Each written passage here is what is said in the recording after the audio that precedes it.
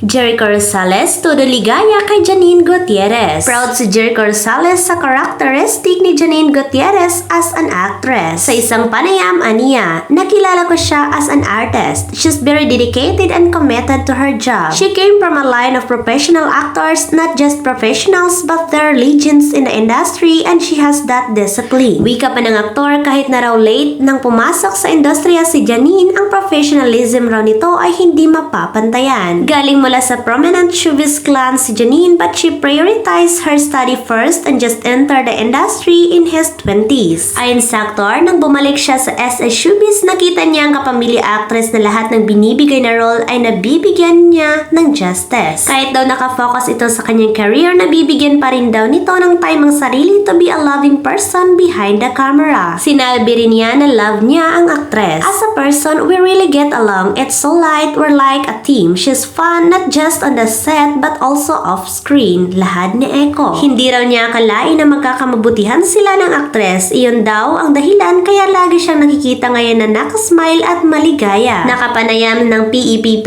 at piling reporters at vloggers na si Janine sa press junket ng Lavender Fields. Ipinarating kay Janine ang kagustuhan ni Jericho na humingi muna ng permeso sa kanya bago ito ihayagong sila na nga ba. Pabalikin na lang natin siya mamaya.